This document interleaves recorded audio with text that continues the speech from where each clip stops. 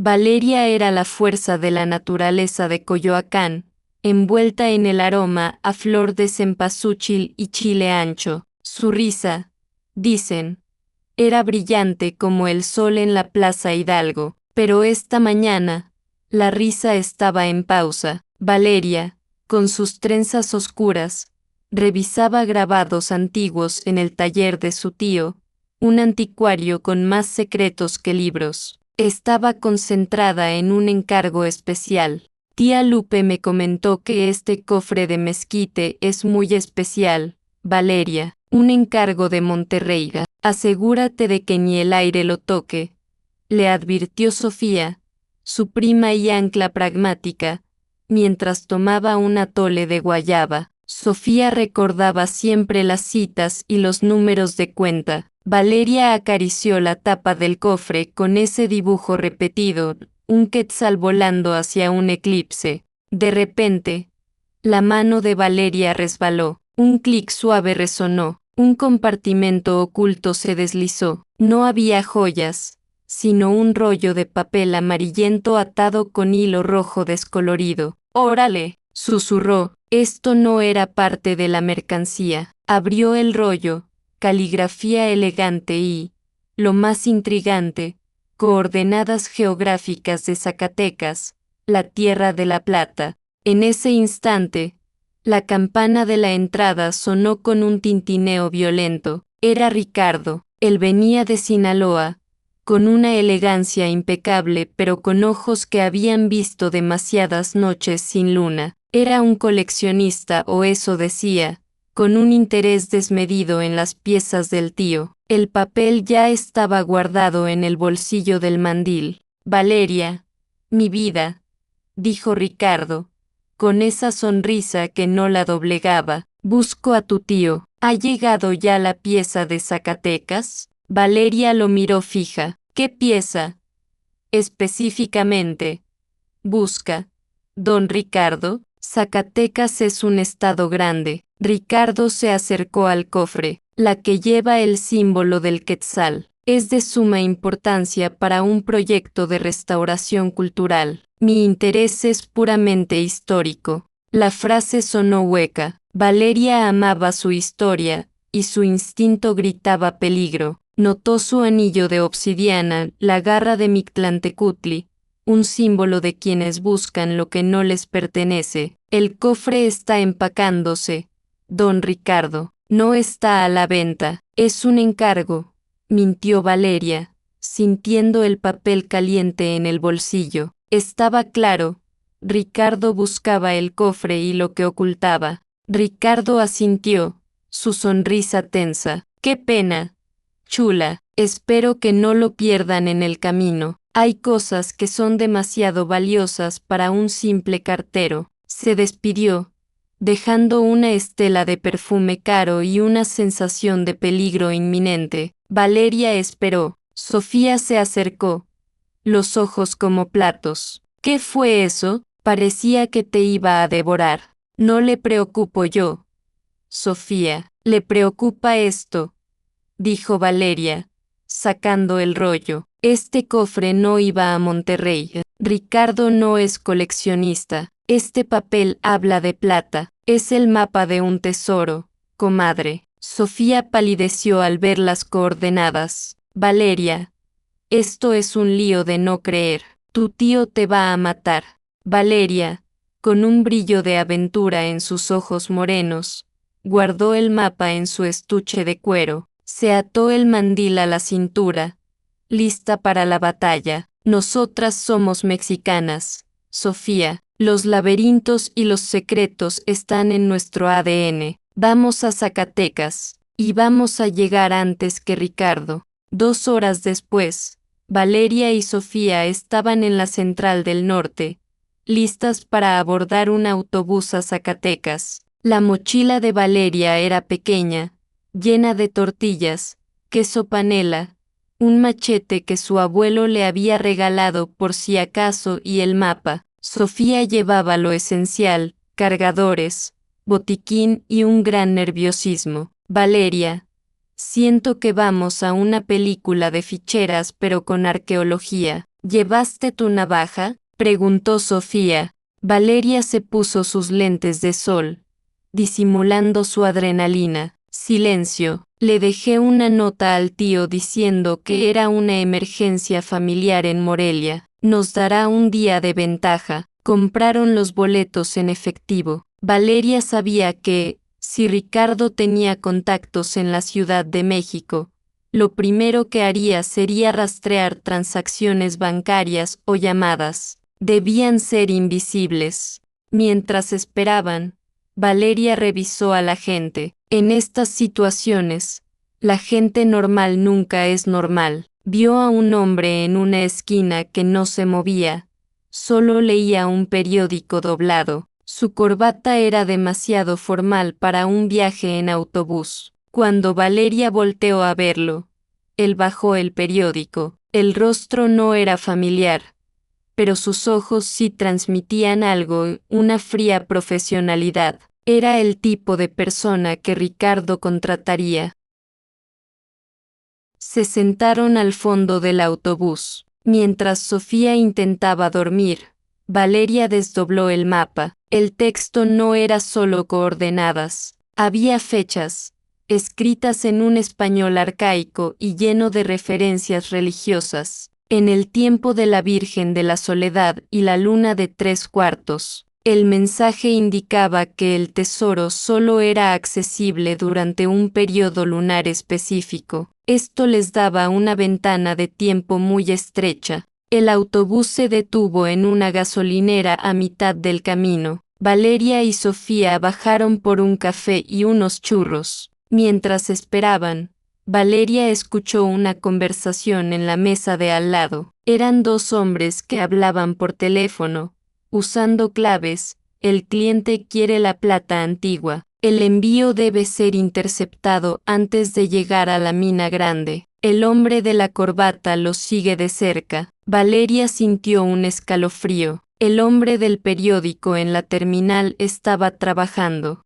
Sofía, Ricardo no va a esperar. Él sabe que la pieza está en el cofre, y nosotras la tenemos. Lo que está en riesgo no es solo la plata, son secretos de la historia de México, susurró Valeria. Decidieron que no podían seguir en el autobús. Si los hombres de Ricardo sabían de la mina grande, el destino era obvio. Tenían que cambiar el plan, y rápido. Valeria se acercó al conductor, con una expresión de dolor. Señor, disculpe, mi prima Sofía está muy mareada. Necesitamos bajar en el próximo pueblo y buscar un doctor. El conductor, un hombre bonachón y cansado, aceptó a regañadientes. En la siguiente parada, un pueblo polvoriento llamado Ojo Caliente, las dos jóvenes bajaron. Ojo Caliente no tenía doctor,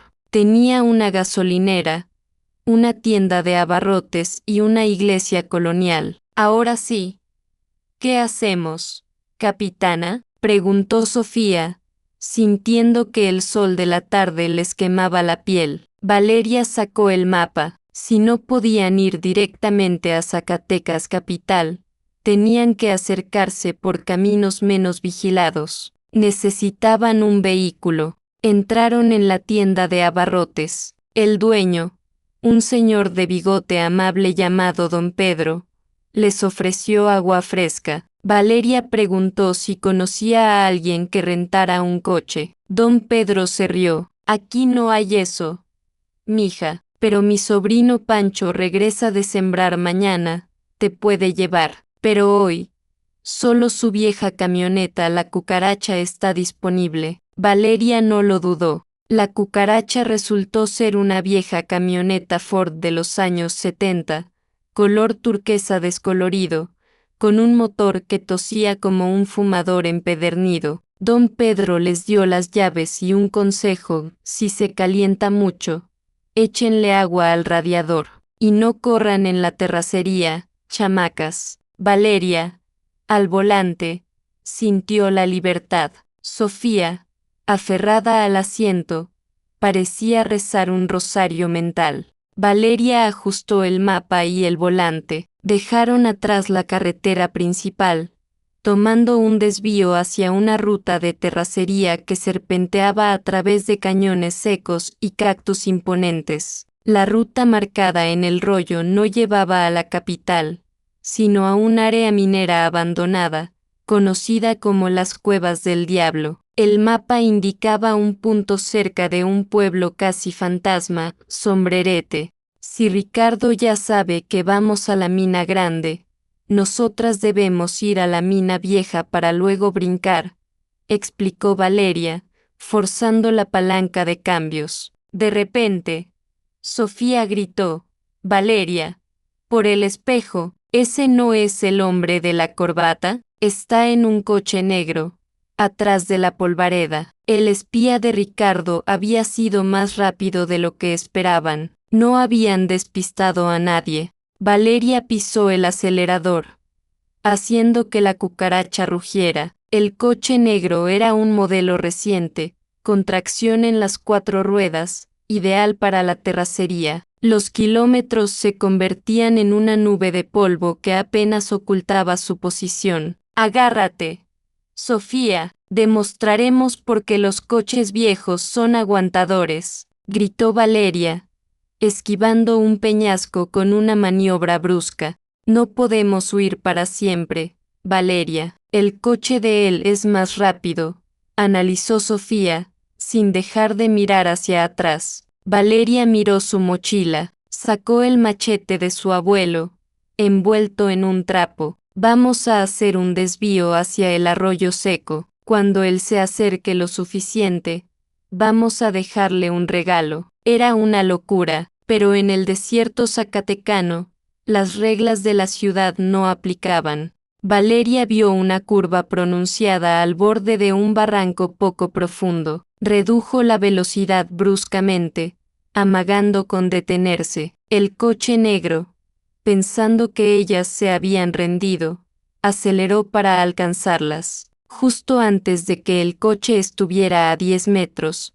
Valeria arrojó un costal de arena que había tomado de la tienda de abarrotes y giró de golpe. El coche negro frenó, patinó y quedó envuelto en una densa nube de polvo y arena. «Toma eso, güero», celebró Valeria, mientras la cucaracha se alejaba. El costal no detuvo al espía, pero le dio un tiempo precioso para limpiarse el parabrisas y el motor.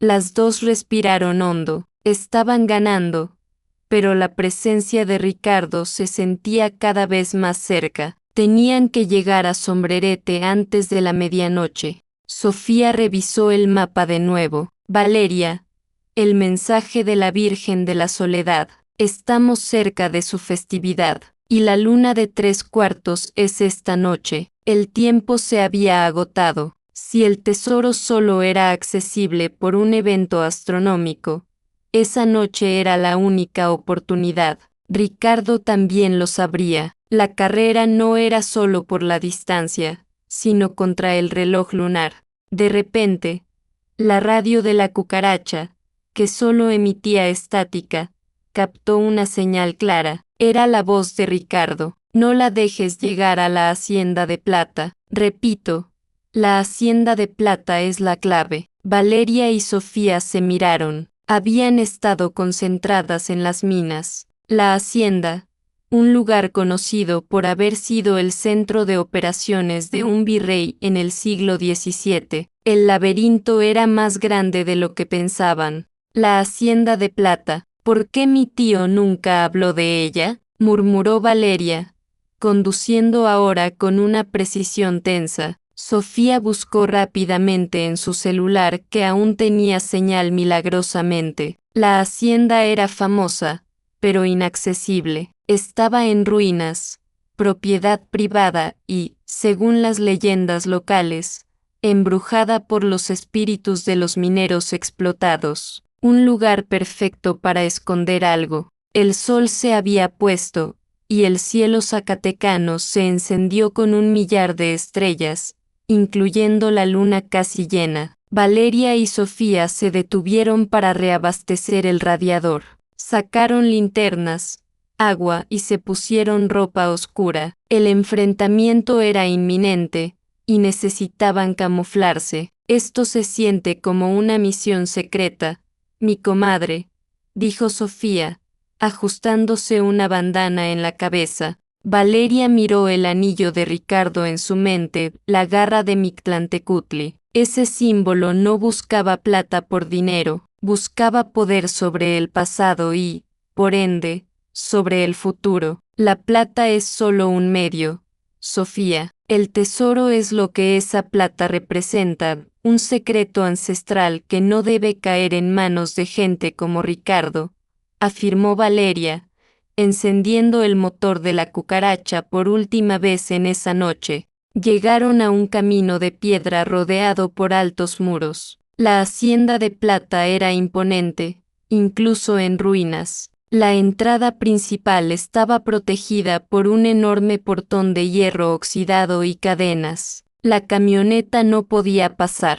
Valeria aparcó a una distancia segura y apagó las luces. Necesitamos escalar el muro por la parte de atrás. ¿Dónde está más caído?, susurró. El silencio era pesado, solo interrumpido por el canto de los grillos. Sofía, que siempre había sido miedosa, sintió la presencia de la historia. Si hay fantasmas de mineros, espero que nos ayuden contra Ricardo, bromeó, tratando de calmarse. Valeria usó el machete para abrirse paso entre la maleza seca. El mapa indicaba que la entrada oculta estaba donde el muro besa la tierra. Encontraron una brecha en el viejo muro de adobe, lo suficientemente grande para deslizarse. Al pasar, el aire cambió. Se sentía más frío, con un fuerte olor a tierra húmeda y metal viejo. Estaban en el patio principal de la hacienda. Vieron la silueta de la casa patronal,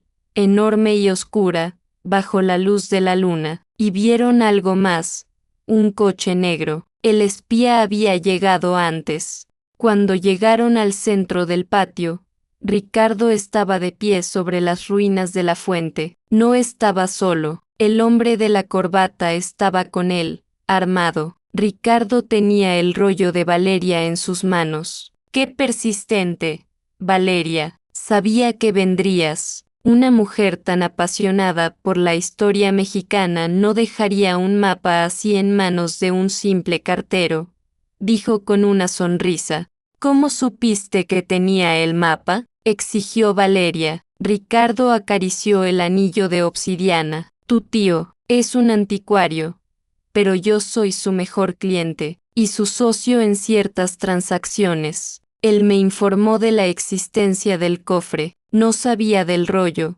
pero sospeché. Lo que me importa no es la plata, chula, es la memoria de un pacto, el verdadero tesoro de Zacatecas, que te lo juro, es mío. La mención del tío de Valeria cayó como un rayo. Mi tío nunca haría un pacto contigo. Él ama esa historia, refutó Valeria, con la voz temblando entre coraje y dolor. Ricardo se rió. Un sonido seco que resonó en el patio. Tu tío ama la historia.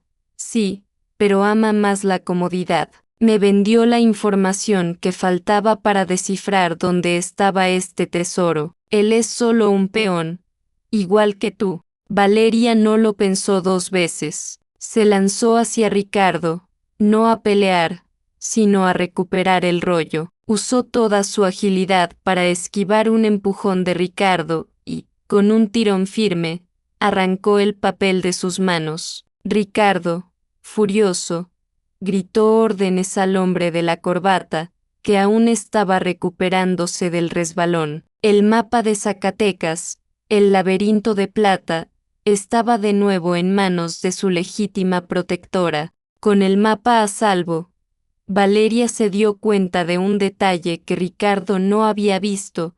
La tinta de las coordenadas brillaba tenuemente bajo la luz de la luna llena que se filtraba entre las nubes. La luna de 3/4 era la clave para leer la siguiente instrucción. La luz reveló un grabado más profundo bajo el texto. El ojo de Mictlantecutli está en el centro de la cruz de plata. Valeria miró las ruinas de la fuente sobre la que estaban parados. Ricardo, al ver la reacción de Valeria, entendió que ella había descifrado la siguiente fase. «¡Deténla! ¡La cruz!», gritó Ricardo. Valeria le indicó a Sofía que la cubriera mientras ella usaba el machete de su abuelo para remover las piedras sueltas del centro de la fuente, donde la fuente debería haber tenido su pedestal. Valeria encontró una depresión con la forma de una cruz, cubierta por una placa de metal oscuro. Era la cruz de plata. En el centro, había una pequeña cerradura con forma de ojo, la cerradura del dios de la muerte. «Necesitamos la llave», susurró Sofía, cubriendo a Valeria con su propia mochila como escudo improvisado contra el espía. Ricardo se acercó. Estaba furioso, pero también triunfante. «No te molestes, Valeria. La llave es el anillo de Mictlantecutli. Mi anillo. Yo siempre gano. Chiquita». Él se quitó el anillo de obsidiana. Valeria, sin embargo, recordó algo de la leyenda que su tío le había contado. Mictlantecutli no aceptaba tributos forzados, sino la voluntad libre. «Te equivocas, Ricardo. La leyenda dice que la llave es la voluntad, no la garra», dijo Valeria. En un movimiento audaz, usó la punta del machete de su abuelo, no para atacar, sino para insertarlo en la cerradura. El mango del machete estaba hecho de madera de ébano, un material ancestralmente ligado al inframundo. El metal chirrió, el ojo giró. Un sonido de engranajes oxidados llenó el patio. La cruz de plata se abrió lentamente, revelando un oscuro pasadizo que descendía bajo la hacienda, emanando un aire frío y antiguo. Era la entrada al verdadero laberinto. Ricardo gritó de frustración. «No, ese es mi tesoro». Valeria, tomando a Sofía del brazo, le lanzó una mirada de desafío. «No, Ricardo, es la historia de México, y nosotras vamos primero». Se deslizaron al túnel antes de que el espía pudiera reaccionar. El túnel era empinado y olía a minerales mojados y siglos de silencio. Valeria encendió su linterna. El haz de luz reveló paredes de roca tallada, cubiertas de musgo. «Esto no lo hicieron los mineros. Esto es prehispánico, comadre», susurró Valeria, sintiendo un profundo respeto. Sofía, aunque temblaba, mantenía la linterna enfocada. «Es un pasadizo secreto de verdad, y Ricardo viene atrás». A los pocos metros, se toparon con un derrumbe. Grandes rocas bloqueaban el camino. Justo cuando Sofía sugirió retroceder, Valeria notó marcas en la pared, pequeños símbolos de Mictlantecutli. «No es un derrumbe, Sofía, es una trampa. El dios de la muerte no deja pasar a cualquiera». Valeria usó la punta del machete para tantear una piedra que parecía fuera de lugar.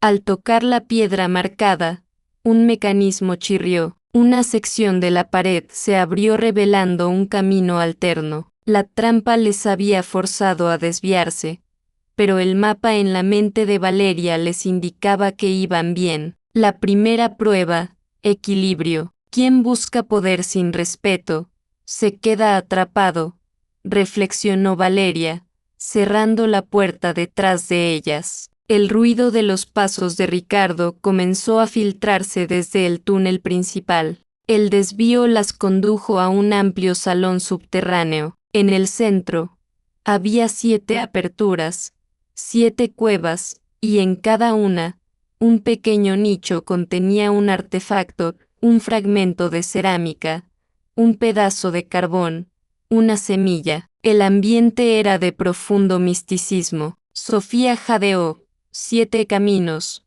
Valeria, ¿cómo sabemos cuál es el correcto? Valeria desplegó de nuevo el mapa, usando la linterna. El texto arcaico decía, «El pacto reside donde el Tlatoani sembró el futuro». Valeria se concentró. La semilla, el carbón representaba el pasado, la cerámica, el arte. La semilla era el futuro. Señaló la cueva donde estaba el nicho de la semilla. El futuro de Zacatecas no era solo la plata, era lo que se podía hacer con ella. Entraron en la cueva de la semilla. Las paredes estaban cubiertas de inscripciones bien conservadas. No eran jeroglíficos, sino una mezcla de náhuatl antiguo y castellano del siglo XVII. Era el pacto. Lii, Sofía, urgió Valeria. El texto describía una alianza secreta entre un tlatoani local y el virrey para desviar las ganancias de la plata a la gente, no a la corona. El pacto no era solo un documento, era un plan financiero ancestral. Detallaba cómo el virrey y el líder indígena habían creado una red de apoyo para que la riqueza minera permaneciera en México, financiando escuelas, hospitales y sistemas de irrigación. La plata antigua no era un tesoro de lingotes, sino la infraestructura y la promesa que esa plata había financiado. En el fondo de la cueva, encontraron un pequeño cofre de metal. Dentro, no había lingotes, sino una sola moneda de plata, bellamente grabada con un sol y una media luna. Debajo, otra nota: quien rompa este pacto por ambición personal, pagará con su propia moneda. Era una advertencia, una maldición financiera. Ricardo no busca el oro físico, busca el control del conocimiento de esa red, para destruirla y acaparar el poder económico de la región, concluyó Valeria. De repente, una luz fuerte llenó la entrada del salón. Era Ricardo con su espía, que había logrado descifrar la trampa de las piedras. Veo que encontraste el cofre vacío. Chula, pero la información es mía, gritó Ricardo. Valeria y Sofía estaban atrapadas al final del túnel. Ricardo y su espía, el hombre de la corbata, se acercaban. El espía apuntaba. Ricardo estaba radiante. Dame esa moneda, Valeria. No te interesa el pasado. A mí sí. Con el conocimiento de esta red, puedo controlar Zacatecas. Nadie me lo impedirá. Valeria sostuvo la moneda de plata, sintiendo su peso histórico. El aire era pesado, pero su mente estaba clara. Sofía, recuerda lo que leímos: pactar bajo la luna de 3/4 y la advertencia: pagar con su propia moneda, susurró Valeria. Ella notó que, justo encima de la moneda en el nicho, había un pequeño orificio. Era un mecanismo de liberación, activado por la luz lunar que ya se había filtrado. No era una trampa, era una salida. Valeria, con la agilidad de un colibrí, usó el machete no para atacar, sino para golpear la pared justo al lado del orificio. La vibración hizo que una fina capa de polvo de plata, acumulada durante siglos, cayera. El polvo se esparció, brillando. La luz de la linterna de Ricardo rebotó en el polvo, cegándolo momentáneamente a él y a su espía. En ese breve instante de ceguera, el impacto del machete activó un pequeño pasadizo vertical, apenas visible, escondido detrás de una estalactita. Valeria y Sofía se deslizaron rápidamente, tirando el machete detrás de ellas para bloquear parcialmente la entrada. El espía tropezó tratando de alcanzarlas. Mientras descendían por un estrecho conducto, Valeria gritó, con voz firme que resonó en el túnel: Ricardo, el pacto no te da poder, te maldice. La moneda del pacto es la llave. Si la usas para el mal, toda la red económica que la plata construyó colapsará sobre ti. El pacto te usará a ti. Ricardo se quedó paralizado en el salón. Él no entendía los secretos antiguos, solo entendía el dinero. La mención de un colapso financiero y una maldición lo hizo dudar. Él estaba allí para tomar el control, no para destruirlo. Él no se atrevió a tomar la moneda. El miedo a perder sus propias inversiones era más fuerte que su ambición de control. El plan de Valeria funcionó. El conducto las llevó a la salida de emergencia de la hacienda, un viejo pozo de ventilación camuflado con maleza seca. Cuando salieron, el aire frío de la madrugada zacatecana las golpeó. Estaban cerca de la sección de caballerizas. La confrontación había terminado. Por ahora, Ricardo había sido neutralizado por la semilla de la duda. Valeria miró la moneda. No era un tesoro para vender, era una responsabilidad. La guardó en el estuche donde llevaba el mapa. La memoria del pacto está a salvo. Sofía, ahora solo tenemos que poner la prueba de la traición de Ricardo en el lugar correcto. Necesitaban regresar a la Ciudad de México con la evidencia del plan de Ricardo. Encontraron la cucaracha donde la habían dejado. Arrancó a la primera. Mientras se alejaban de la hacienda al amanecer, Valeria pensó en su tío. Su traición era dolorosa, pero servía para algo. Ella había protegido el verdadero tesoro de Zacatecas. Ahora, el laberinto no era de plata, sino legal y moral. El viaje de regreso fue largo y silencioso. La cucaracha, con su motor tosiendo, las llevó de vuelta a la Central del Norte 2 días después. Habían sobrevivido a la terracería y a Ricardo, pero el enfrentamiento más difícil esperaba en Coyoacán, la verdad sobre el tío. Valeria se sentía triste, no solo por la traición, sino por la ingenuidad que había tenido al no ver el interés de su propia sangre. Llegaron al taller en plena tarde. El sol se filtraba por los vitrales, iluminando el polvo en el aire. El tío de Valeria, don Emilio, estaba sentado en su escritorio, fingiendo tranquilidad, rodeado de artefactos antiguos. Sofía se quedó en la puerta como guardia, el rostro tenso. Valeria se acercó, sosteniendo la moneda de plata en la palma de su mano. Morelia estuvo bien. Valeria, ¿te ves cansada?, preguntó don Emilio con una sonrisa que ya no engañaba a su sobrina. Valeria puso la moneda de plata en el escritorio, justo encima del grabado del quetzal. Estuve en Zacatecas, tío, en la hacienda de plata, y me enteré de tu socio, Ricardo, y de lo que planeabas venderle, el conocimiento para destrozar el pacto. Valeria sacó el rollo, ya descifrado, y el pequeño cofre del pacto. Ricardo quería destruir lo que siglos de mexicanos construyeron, pero ahora tenemos la prueba, las inscripciones que copié y esta moneda. Él te usó, tío, pero tú lo permitiste. La historia no se vende, dijo Valeria. Sofía, afuera, asintió en silencio, orgullosa de su prima. Valeria sabía que no podía confiar en don Emilio, aunque fuera su tío. Llamó a una amiga de su tío, una historiadora del Instituto Nacional de Antropología e Historia que era conocida por su integridad. Explicó toda la situación, ofreciendo el rollo y la moneda como prueba de la conspiración de Ricardo para desmantelar la red financiera histórica.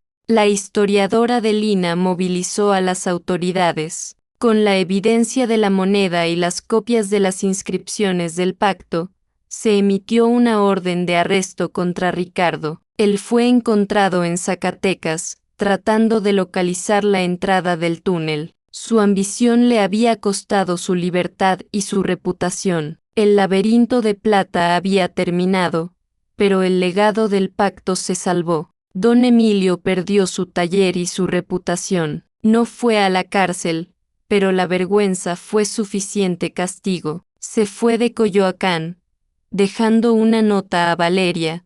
Fuiste más valiente y honorable que yo. Cuida la historia, mija. Valeria sintió un nudo en la garganta. La historia había sido salvada, pero la familia estaba rota. Valeria, con Sofía a su lado, continuó el trabajo en el taller, ahora centrado en la protección del patrimonio. La moneda del pacto se entregó a Lina para su estudio. Valeria había descubierto su verdadero destino, no ser solo una anticuaria, sino la guardiana de los secretos de México, la mujer de Coyoacán, con su machete y su inteligencia, había ganado. 6 meses después, Coyoacán respiraba calma. El taller de don Emilio, ahora simplemente el taller de Valeria, había sido limpiado de las sombras de la traición. Valeria había redecorado, dejando entrar más luz y colgando mapas de México en las paredes. Sofía,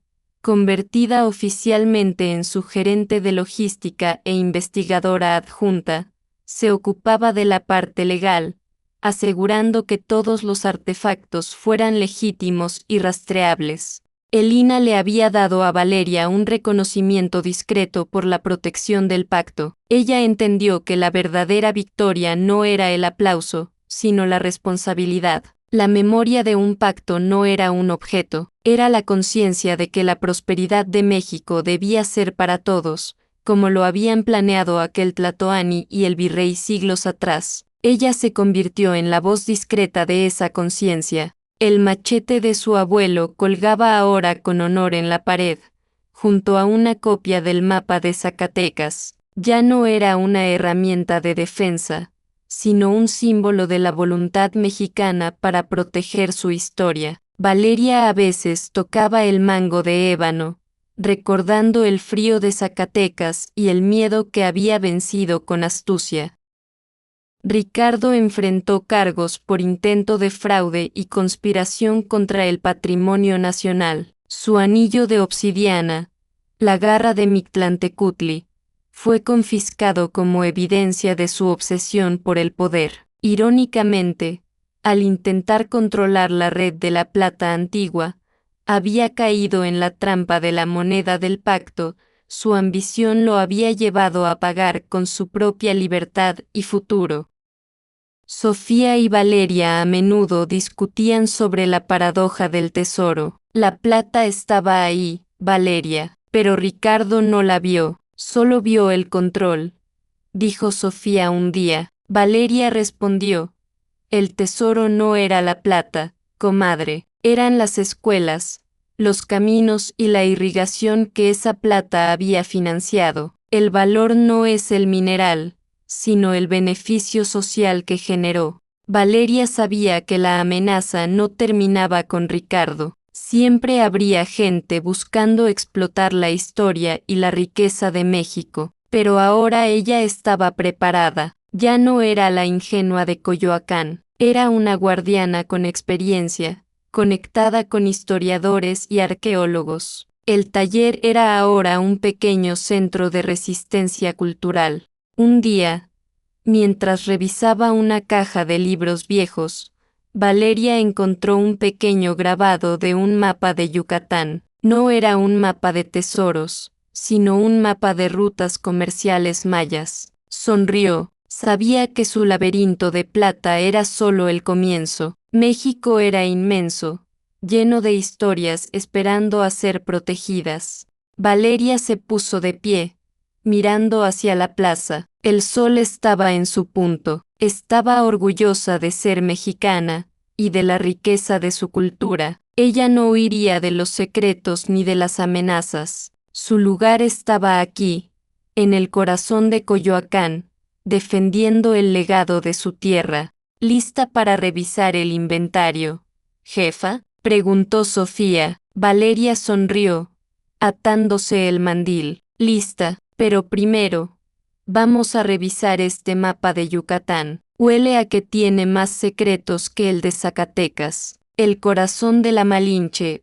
Valeria, estaba latiendo con fuerza, listo para el próximo laberinto. Valeria, sentada una tarde en el patio de su casa, contemplaba el anillo de obsidiana de Ricardo, que ahora estaba bajo custodia de Lina. La lección era clara. La garra de Mictlantecutli no simbolizaba la conquista, sino la ceguera. Ricardo solo veía el pasado como una herramienta para el control financiero. Él creía que el valor era intrínseco al mineral, ignorando que el verdadero valor es el que se le da a través del trabajo y el beneficio comunitario. Ricardo buscó la riqueza, pero no el valor. Le comentó Valeria a Sofía, la plata que él codiciaba era solo metal. El tlatoani y el virrey vieron en esa plata la posibilidad de crear un futuro más equitativo. Construyeron una red de ayuda que trascendió la corona y la conquista. Eso es el valor, comadre, el impacto duradero en el pueblo. Valeria entendió que la protección del patrimonio no era solo guardar objetos viejos, era proteger promesas históricas. La memoria de un pacto era la promesa de que la riqueza de México se quedaría en México para el bien de su gente. Ella sintió que su trabajo en el taller no era solo vender antigüedades, sino mantener viva la esperanza incrustada en cada artefacto. El título de su aventura, El corazón de la Malinche, tomó un nuevo significado para Valeria. La Malinche, a menudo malentendida como traidora, fue en realidad la traductora, la mediadora, la que entendió dos mundos. Valeria, al descifrar el pacto entre culturas indígena y española, se veía reflejada en ese rol. Ella era la que entendía la historia para proteger el futuro. En México, la historia siempre ha sido contada por los grandes hombres, los héroes de bronce, pero Valeria y Sofía demostraron que la fuerza silenciosa, la astucia y la inteligencia de dos mujeres en una camioneta vieja, podía desmantelar una conspiración internacional. La verdadera revolución cultural ocurre en los pequeños actos de resistencia y verdad.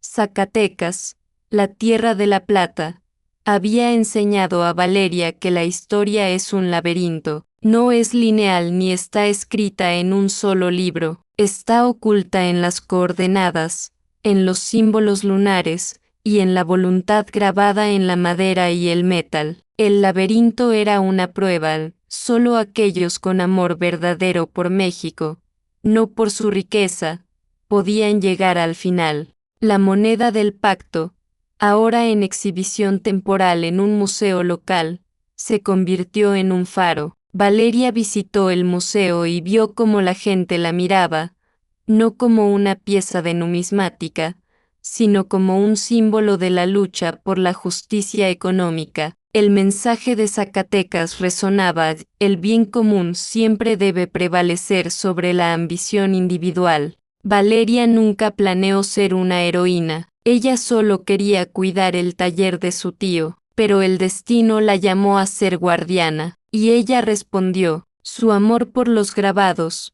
los códices y las historias antiguas fue lo que le dio las herramientas para descifrar el mapa y vencer a Ricardo, el hombre que solo veía números. La cultura había triunfado sobre el capital. Texto Padró. El desierto de Zacatecas guardó silencio sobre los eventos de la Hacienda de Plata. Las autoridades sellaron la entrada al túnel protegiendo tanto el tesoro ancestral como la integridad del pacto. El eco de la risa de Ricardo, llena de ambición, se desvaneció, reemplazado por el susurro del viento entre los cactus. Los mineros y las familias de la región siguieron beneficiándose, sin saber que una joven de Coyoacán había salvado su legado en una noche lunar. Valeria y Sofía regresaron a Ojo Caliente días después para devolver la cucaracha. Don Pedro, el dueño de la tienda de abarrotes, solo sonrió al ver la camioneta cubierta de polvo del desierto. Se ve que tuvo una buena aventura, muchachas. Esta camioneta tiene alma. Valeria le pagó generosamente. La cucaracha se convirtió en un símbolo de que el espíritu aventurero no necesita autos de lujo, sino voluntad y resistencia mexicana. Un mes después, Valeria recibió un paquete. Era de su tío, don Emilio. Dentro, encontró un viejo mapa de Coyoacán, doblado con cuidado. La carta era corta, encontré mi propio laberinto. Cuida de Sofía, y la próxima vez que el Quetzal vuele hacia el eclipse, recuerda que el honor se encuentra bajo la luna. Era una despedida agridulce. Valeria guardó el mapa como un recordatorio constante de que la traición era posible, incluso en casa.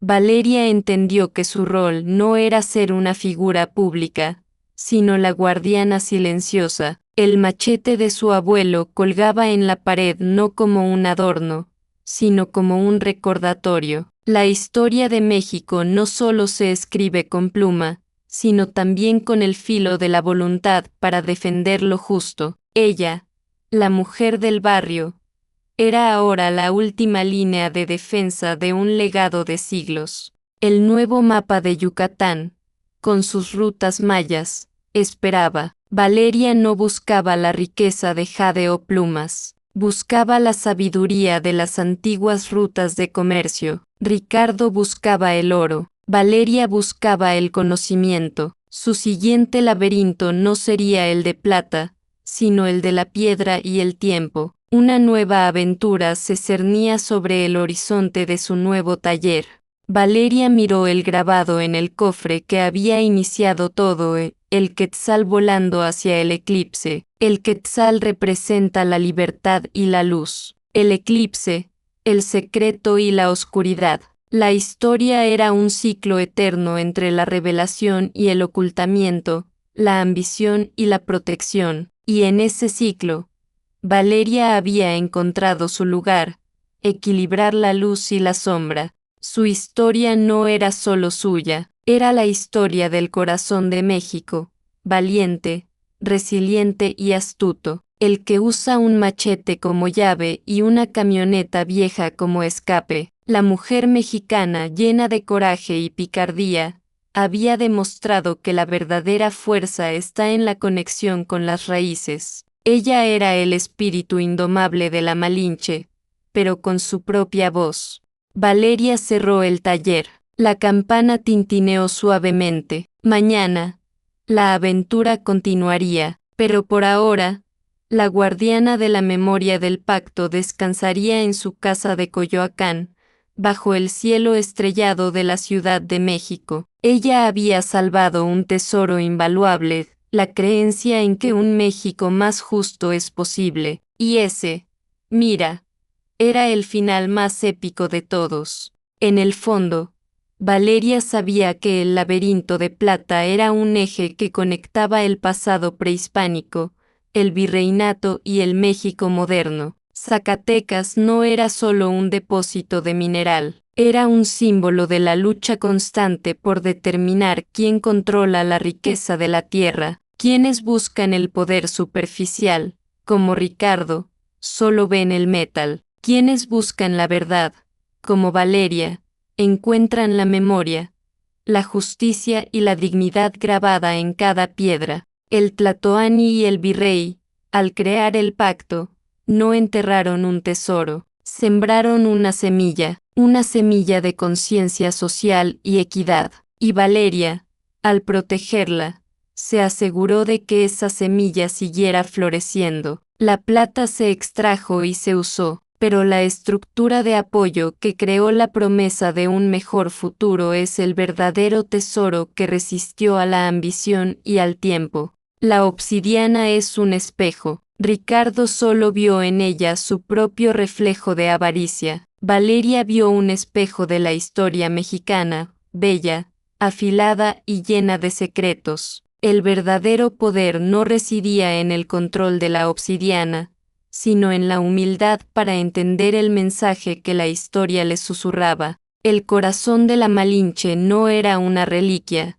sino el latido inquebrantable de una mujer que se niega a dejar que el pasado de su país sea vendido. Valeria, la anticuaria, se convirtió en la guardiana de la llama, y mientras esa llama ardiera en Coyoacán, la promesa de Zacatecas, el pacto de la plata, estaría a salvo y vivo para las futuras generaciones. Y así, la historia de Valeria y el laberinto de plata no concluye con la captura de un villano, sino con el nacimiento de un legado, una joven que descubrió que su herencia es más valiosa que cualquier moneda. Ella es la prueba de que en México, la historia siempre encuentra un camino y una heroína para ser protegida. El laberinto ha sido superado.